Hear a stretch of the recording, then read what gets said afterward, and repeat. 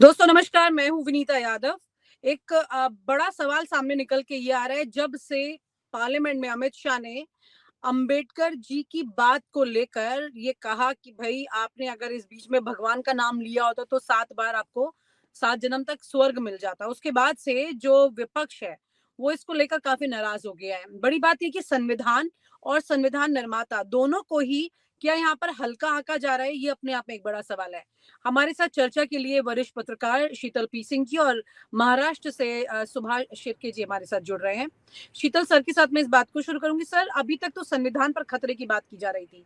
अब यहाँ पर अंबेडकर जी की भी बात आ गई है और इस बात को बिल्कुल भी विपक्ष चूक नहीं रहा है।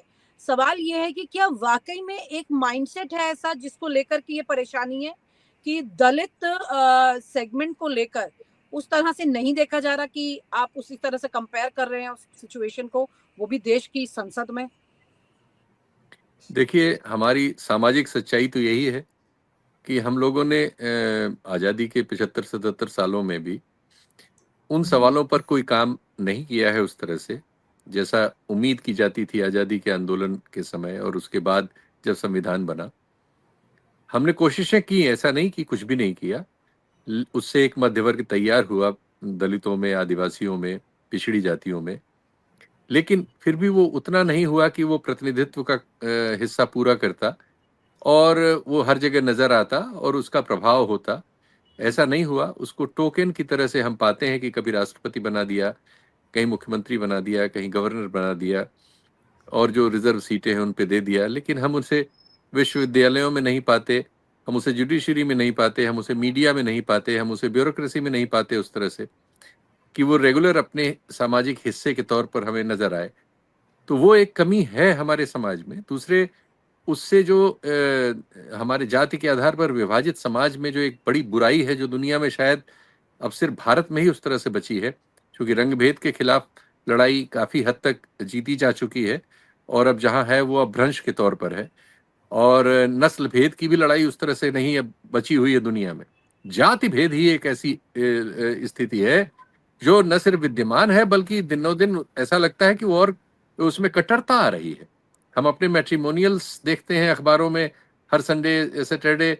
हम एक्टिविटी देखते हैं, हम प्रतिनिधित्व जब देखते हैं, जब पाते हैं कि कोई कैबिनेट सेक्रेटरी कभी पिछड़ी या दलित जातियों से ना आया, ना आने के रास्ते में है।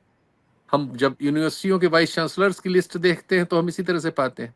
हम पाते हैं कि बहुत सी जगहों में नौकरियों में नॉट फाउंड सूटेबल करके उनको काट दिया जा रहा है। यूनिवर्सिटीज़ में खासकर जहाँ शिक्षा का काम होता है। जुडिशरी में भी बिल्कुल वही हालत है। प्रेस तो हमारा बिल्कुल इससे भरा ही हुआ है। तो हमारा जो सामाजिक विमर्श है वो जाति की दुर्गंध से बदबू दे रहा है एक्चुअली। वो बदबू कभी-कभी बाहर आ जा रही है। वो छुपाई बहुत जाती है। हमने उसपे बहुत सारा परफ्यूम डाल के, फर्जी परफ्यूम डाल के उसको दबाने की कोशिश की है, लेकिन वो दिलों में भरा हुआ है। तो वो आचरण में निकल आता है।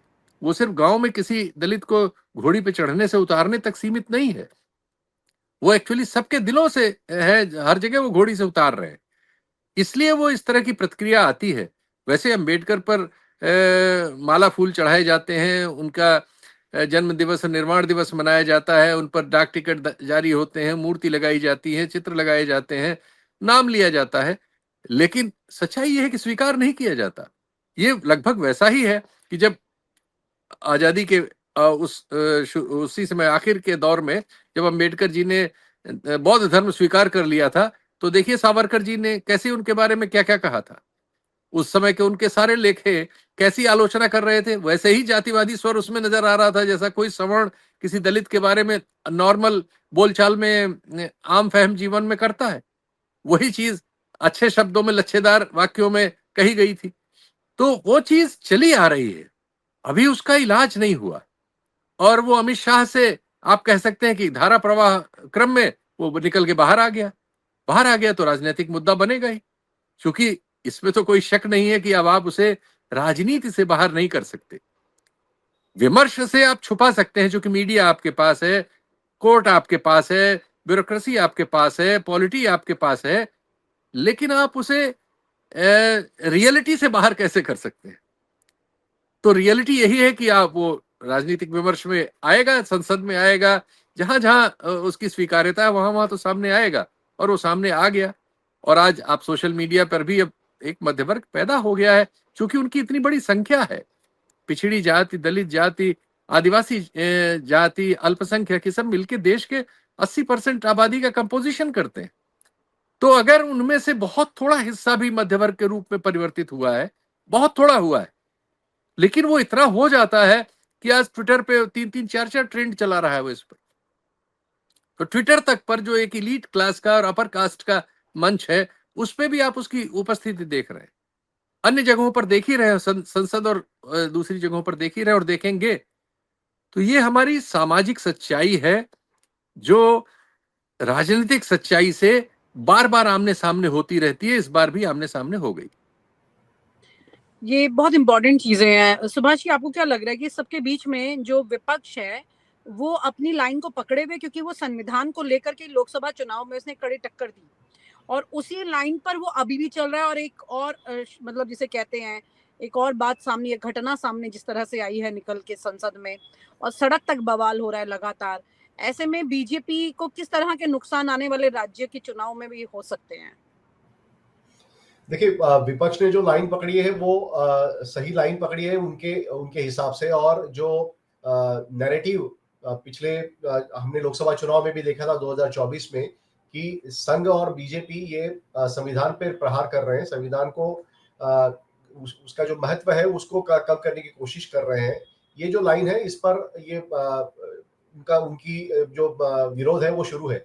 लेकिन मुझे अचरज ये हो रहा है कि जिस तरह से अमित शाह इन्होंने जो ये बात कही है, उसके ऊपर विपक्ष को इतना आग बबूला होने की जरूरत नहीं थी, क्योंकि आरएसएस में सिखाया जाता है। आरएसएस में हमेशा उनके बौद्धिक शिविरों में गांधी जी और अंबेडकर के खिलाफ ही विचारधारा उनकी रही है। गोलवलकर और सावरकर, इन्होंने संविधान के बारे में क्या बात कही है, ये तो पूरी तरह से उसका दस्तावेज है, वो सब लिखित रूप में मौजूद है। और उसमें उन्होंने ये कहा है कि इस कॉन्स्टिट्यूशन में कुछ भी भारतीय नहीं है। उनका यही कहना था कि मनुस्मृति ही लागू कर देनी चाहिए थी। और 1950 के पहले, यानी 26 जनवरी 1950 के पहले इस देश में इक्वालिटी बिफोर लॉ नाम की कॉन्सेप्ट ही नहीं थी। तो वैसे देखा जाए तो सावरकर, इनका कॉन्सेप्ट, इनका जो कहना है वो सही है कि इक्वालिटी बिफोर लॉ, ये कॉन्सेप्ट जो भारतीय संविधान में लाया गया, ये भारतीय है ही नहीं। क्योंकि भारत में तो कास्ट सिस्टम था और वहां कास्ट सिस्टम पूरी तरह से कंपार्टमेंटलाइज इनइक्वालिटी पर आधारित था। तो ये जो बहस अभी चल रही है, लेकिन उसमें एक साफ जाहिर होता है कि जिस तरह से अमित शाह इन्होंने ये अपनी बात कही, उससे उनका साफ द्वेष जाहिर होता है कि डॉक्टर अंबेडकर का नाम जपने वाले जो लोग हैं उनके खिलाफ वो कितने गुस्सा है। और क्यों ना हो, क्योंकि उनको जो काम करना है उसमें डॉक्टर अंबेडकर और उनका जो विचार है वो बहुत रोड़ा बने हुए हैं। अगर मान लीजिए विनीता जी की प्रधानमंत्री जवाहरलाल नेहरू के एवज में वहां पे नरेंद्र मोदी होते और सरदार पटेल के एवज में अगर वहां पे अमित शाह होते, तो क्या डॉक्टर बाबा साहब आम्बेडकर को मसौदा समिति का चेयरमैन होने दिया जाता? बिल्कुल नहीं। एक भी संवैधानिक पद पे जो बीजेपी की विचारधारा से मेल नहीं खाता, वो पिछले 12 सालों में कोई भी मुझे देखिए कि कोई है क्या वहां पे संविधान के पद पे। जो वाइस चांसलर, जैसे शीतल जी ने बताया, वाइस चांसलर तक महाराष्ट्र में एक एक चुनकर आरएसएस के विचारधारा के बैठे हुए हैं, उसमें कहीं मेरिट कहीं नहीं देखा जा रहा है। तो डॉक्टर बाबा साहब आम्बेडकर कई जगह देश भर में, तो मुझे महाराष्ट्र में पता है इसलिए मैं अब बोलना चाहता हूँ।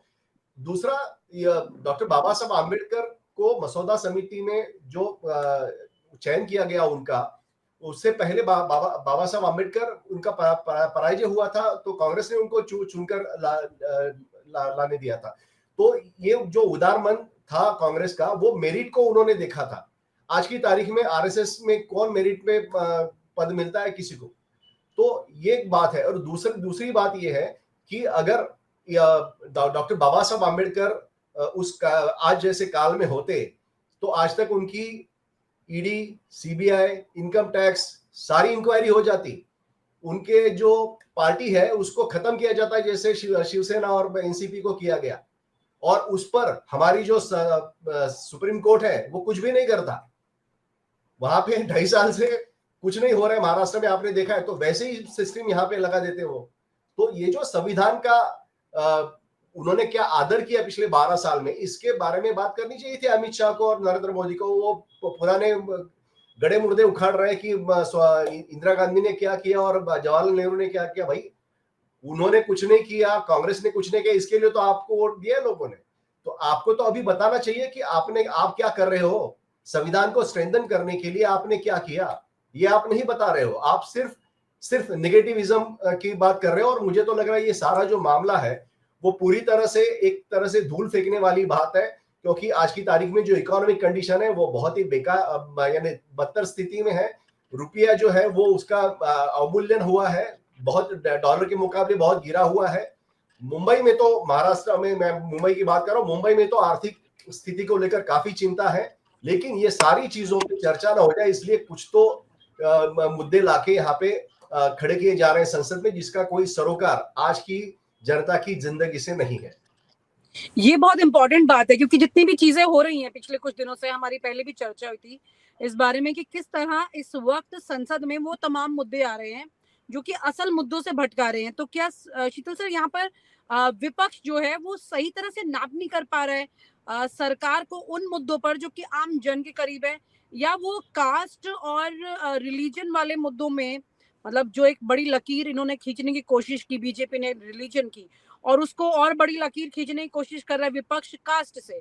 तो ऐसा तो नहीं है कि हम असल मुद्दों से भी भटक रहे हैं, और उस पर भी काउंटर करना बहुत ज्यादा जरूरी है। शायद वो जनता के और ज्यादा करीब हो सकता है। देखिए, विपक्ष की जो आज की परिस्थिति है उसको हमें देखना होगा। परिस्थिति ऐसी है कि एजेंसीज के इस्तेमाल से और दूसरे कारणों से विपक्ष को क्रिपल करने में सफल है वर्तमान जो रिजीम है। चूंकि दो लड़ाइयां इस समय इस देश में चल रही। एक तो सामाजिक लड़ाई है जिस पे इस समय चर्चा हम लोग कर रहे हैं। दूसरी जो आर्थिक लड़ाई है, आर्थिक बंटवारा देखिए कितना अनइवन होता जा रहा है। साधारण लोगों की तादाद बढ़ती चली जा रही है, मध्य वर्ग की भी जेब काटी जा रही है बहुत बुरी तरह से। आंकड़े बता रहे हैं कि आर्थिक सफलताएं मिल नहीं रही इतनी सब चालाकियों के बावजूद।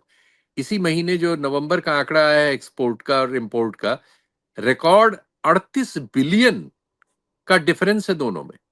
आयात 38 बिलियन ज्यादा का आया है, और 85 रुपए के आसपास डॉलर पहुंच गया, जो अभी मित्र ने बताया था।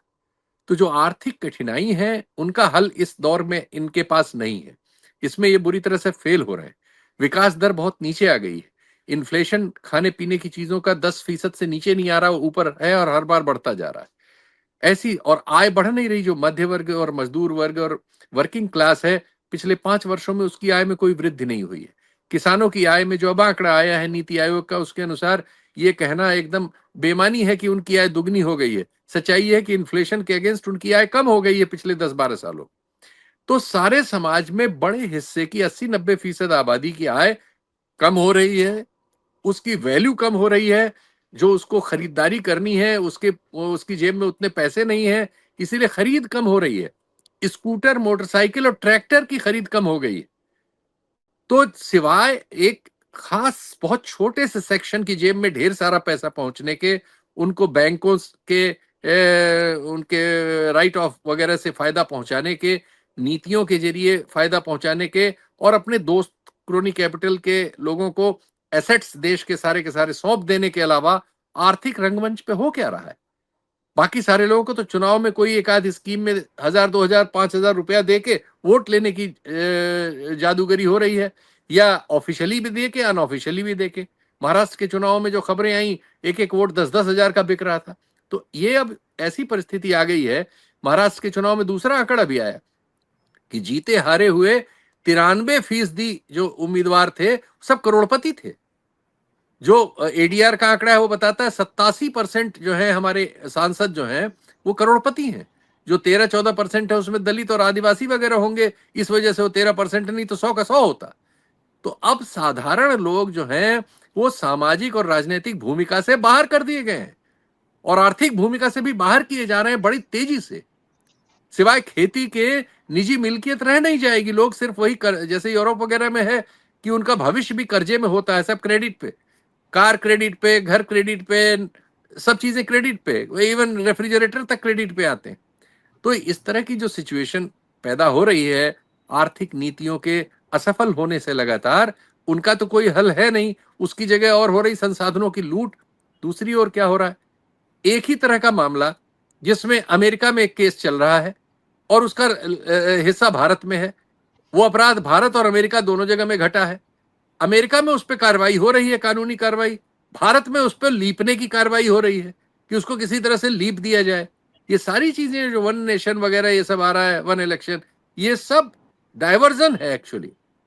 अडानी पर बात ना हो और उसके लिए इंडिया में नेता बदलने की बात हो जाए, वन नेशन वन इलेक्शन की बात हो जाए, संभल पर पूरा हंगामा करते रहिए, मंदिर में एक घंटा ढूंढ लीजिए उसको बताते रहिए, यही सब हो रहा है। ये सब डाइवर्जनरी टैक्टिक्स है जो बेसिक्स पे बात ही नहीं जाने दे रहा है, जबकि बेसिक्स बहुत बुरे हाल में है और लगातार और बुरे होते जाना है ऐसे। क्योंकि हम मेक इन इंडिया हमारा कुछ हुआ नहीं, नोटबंदी से कुछ हुआ नहीं, और जो मतलब किसी भी सेक्टर में हमने ऐसा नहीं है कि जो चल रहे सेक्टर थे, यहां तक कि जो विंडफॉल हमें मिला, ये जो लड़ाई हो रही यूक्रेन और रूस की, जिसकी वजह से $110 की जगह हम $60 में हमें क्रूड मिलता रहा, वो सारा पैसा करोड़पतियों के पास चला गया। 10 लाख करोड़ उन्होंने पिछले 1 साल में भारत से निकाल के सिंगापुर में रख दिया और अब वो बैंकों से कर्जा मांग रहे हैं। मतलब अपनी कंपनियां चलाने के लिए वो पैसा हमारे गरीब, हमारे आपके पैसा जो बैंक में जमा उसमें से लेना चाहते हैं और उसको खा जाना चाहते हैं। परिस्थिति है, इस परिस्थिति का हल न होने देने के लिए मुद्दों से भटकाने की कोशिश होगी और उसमें ऐसे सवाल जैसे अम्बेडकर साहब वाला सवाल आ गया है, ऐसे सवाल अब आते रहेंगे। विपक्ष को भी हम क्या कह सकते हैं ऐसी परिस्थितियों में। आज असम में अभी एक कांग्रेसी कार्यकर्ता की गोली से हत्या हुई है, सड़क पर वो लोग प्रदर्शन कर रहे थे, लखनऊ में उन पर लाठीचार्ज हुआ है। बहुत जगह उनको आसान नहीं है, आज राजनीति करना भी उतना सरल नहीं रह गया। उनके अकाउंट्स वगैरह सीज हो जाते हैं, उनके नेताओं को ज्यादातर तोड़ लिया जाता है एजेंसीज के जरिए। तो बहुत कठिन है इस समय, आप कह सकते हैं जनता के सवालों पर कुछ भी करना, तो एकदम उनको भी दोषी नहीं ठहरा सकते। और उनमें से बहुत सारे लोग थोड़े बहुत पैसों वैसों की वजह से एजेंसियों के निशाने पे हैं, उनमें हिम्मत भी नहीं है।